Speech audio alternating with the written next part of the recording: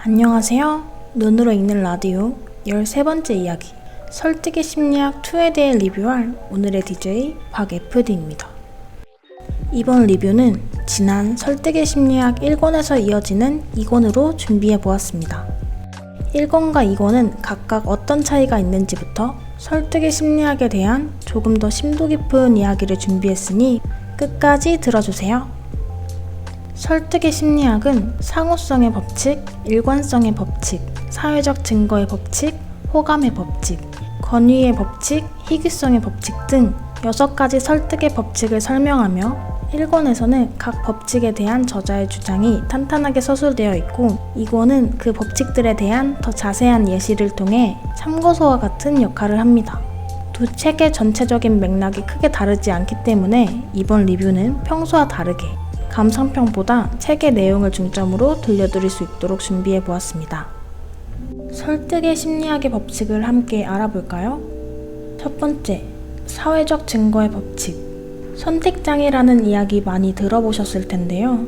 선택지가 많을수록 오히려 의사결정이 힘들어지는 경험 해보셨나요? 누군가를 설득할 때에도 너무 많은 선택지를 주는 것보다 옵션을 줄여서 무선택을 선택으로 이끄는 것이 효과적이라고 합니다. 다양함이 꼭 정답이 아니라는 것 기억하세요. 두 번째, 상호성의 법칙. 누군가가 나에게 호의를 베풀거나 이유 없는 선물을 주면 갚아야 한다는 마음이 무의식적으로 자리 잡게 됩니다. 이처럼 빚을 졌다는 의무감이 사람을 움직이는 순간들이 있는데요. 상호성의 법칙에 따르면 사회적인 의무감은 상대방의 부탁을 수락하게 될 확률을 높인다고 합니다. 호의를 베풀어 누군가가 나에게 빚을 지게 만드는 것은 그 빚만큼의 도움을 돌려받을 수 있다는 이야기가 되겠네요. 세 번째, 일관성의 법칙. 저희가 리뷰했던 책들을 기억하시나요? 그 중에서 특히 스몰빅에서 강조했던 이야기가 여기서 나오는데요.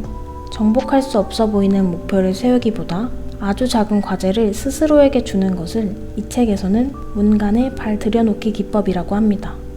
한 걸음을 내딛기만 한다면 나의 일관성을 유지하라는 법칙에 의해 자연스럽게 그 방향으로 나아가게 된다고 해요. 네 번째, 호감의 법칙. 누군가의 호의를 사는 것은 설득력을 갖는 데에 아주 큰 영향을 미치게 됩니다. 그렇다면 어떻게 호감을 살 수 있을까요? 사람들은 아주 작은 공통점만으로도 마음을 움직입니다. 스스로 인식하지 못하는 사이에 이름과 비슷한 지역이나 직업, 생일과 비슷한 숫자에 마음이 가는 것처럼요. 그러니 대규모가 아니라 소규모 고객 또는 맞춤 고객 서비스나 프로젝트를 준비한다면 결정권자가 가지고 있는 특성을 프로젝트 이름이나 내용 속에 녹여보는 것이 도움이 된다고 하네요. 다른 예시로 상대방의 행동을 자연스럽게 따라하거나 상대방의 장점을 찾아 솔직하게 칭찬해주는 것, 작은 단점을 먼저 고백하고 큰 장점을 어필하는 것들이 호감을 얻을 수 있는 팁이라고 합니다. 다섯 번째, 희귀성의 법칙. 허니버터칩, 포켓몬스터빵, 먹태깡. 이 단어들을 보면 떠오르는 단어가 하나 있으신가요? 바로 품절 대란이죠. 수요의 공급량이 미치지 못하는 것이 오히려 그 상품을 더 가치 있게 만드는 일들을 우리는 몸소 경험해 왔는데요. 반대로 우리는 이 희귀성을 이용해서 우리의 주장의 설득력을 높일 수 있습니다.